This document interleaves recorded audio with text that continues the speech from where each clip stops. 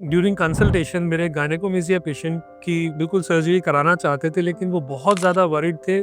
कि sir gynaecomastia surgery के scars आते हैं और वो विजिबल होते हैं, तो मैं इस वजह से सर्जरी नहीं कराना चाहता। So during consultation, during counselling काफ़ी हमारा डिस्कशन हुआ,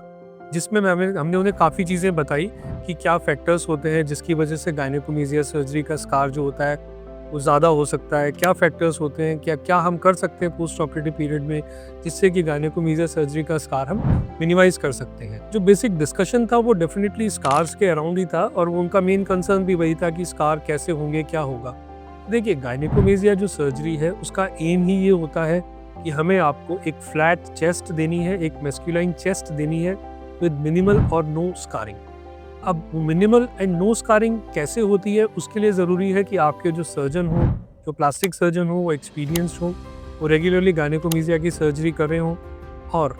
जो इक्विपमेंट्स गायनेकोमेस्टिया सर्जरी के लिए यूज़ हो वो लेटेस्ट और मोस्ट एडवांस्ड इक्विपमेंट्स हो। अगर ये सब चीज़ों का कॉम्बिनेशन मिलता है तो डेफिनेटली गायनेकोमेस्टिया सर्जरी का जो एम है कि मिनिमल और नो स्कारिंग, वो हम बहुत आराम से अचीव कर सकते हैं। बिकॉज सी गायनेकोमेस्टिया बिल्कुल फ्रंट ऑफ चेस्ट में होता है, तो अगर सर्जरी के स्कार्स ज़्यादा विजिबल होंगे तो आप कभी भी स्विमिंग करेंगे या कपड़े चेंज करेंगे या अनड्रेस करेंगे तो वो अगर स्कार्स ज़्यादा विजिबल होंगे तो एक आपके लिए एक रेगुलर मतलब परसिस्टेंट कंसर्न बना रहेगा, आपका एक काइंड ऑफ एंजाइटी बढ़ाएगा, आपका स्ट्रेस लेवल बढ़ाएगा। तो प्राइमरी पर्पस इसलिए ये रहता है कि गायनेकोमेस्टिया सर्जरी एक कॉस्मेटिक सर्जरी है, एस्थेटिक सर्जरी है, जिसका कि स्कार मिनिमम या ना के बराबर होना चाहिए। गायनेकोमेस्टिया का स्कार कैसा दिखेगा फाइनली, ये किन फैक्टर्स पे डिपेंड करता है? ये डिपेंड करता है आपकी स्किन क्वालिटी कैसी है, आपका सर्जरी किस तरह से हुई है, लाइपोसक्शन हुआ है या नहीं हुआ है,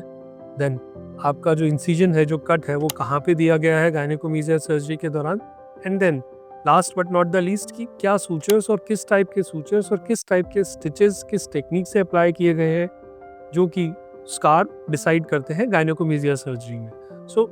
इनिशियली जो अपीयरेंस होती है स्कार की गायनेकोमेस्टिया सर्जरी में फॉर से अराउंड 4 to 6 वीक्स, वो थोड़ा सा रेड और रेज्ड होती है, लेकिन gradually over period of time वो स्कार बिल्कुल फ्लैट हो जाते हैं, काफ़ी हद तक स्किन कलर में मर्ज कर जाते हैं और ना के बराबर विजिबल होते हैं। यहाँ पे जो आपके सर्जन का रोल है, प्लास्टिक सर्जन का रोल है स्कार को मिनिमाइज करने में, वो ये है कि एक तो वो इंसिजन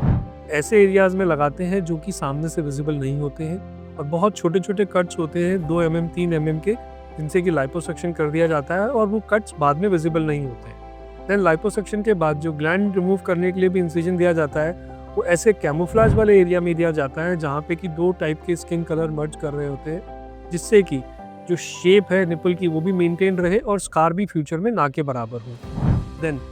एक्सपीरियंस प्लास्टिक सर्जन जो सूचर यूज़ करते हैं मोस्ट ऑफ द टाइम्स वो सेल्फ डिसॉल्विंग सूचर्स यूज़ करते हैं गायनेकोमेस्टिया सर्जरी में,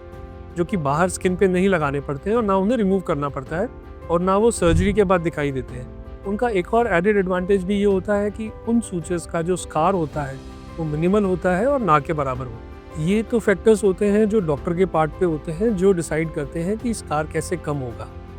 फिर पेशेंट को भी कुछ चीज़ें फॉलो करनी पड़ती हैं, इंस्ट्रक्शंस उसमें आता है कि प्रॉपर मसाज करनी होती है स्कार की, सिलिकॉन शीट अप्लाई करना होता है, देन उन स्कार्स पे स्ट्रेच या स्ट्रेस अवॉइड करना होता है एंड स्मोकिंग अवॉइड करना होता है, जिससे कि जो स्कार की हीलिंग है वो अच्छी हो, एक प्रॉपर ब्लड सप्लाई मेंटेन रहे और स्कार ना के बराबर हो। गायनेकोमेस्टिया सर्जरी के बाद रिजल्ट्स आपको इंस्टेंटेनियसली विजिबल होते हैं, इमीडिएटली विजिबल होते हैं और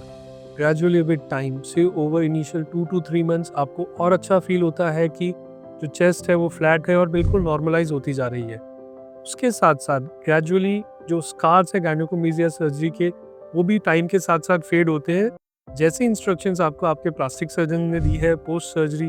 अगर आप फॉलो करते हैं तो ओवर 5-6 मंथ्स वो स्कार्स बिल्कुल मिनिमाइज हो जाते हैं, ना के बराबर हो जाते हैं और आपकी जो चेस्ट है गायनेकोमेस्टिया सर्जरी के बाद वो बिल्कुल फ्लैट और स्कारलेस होती है।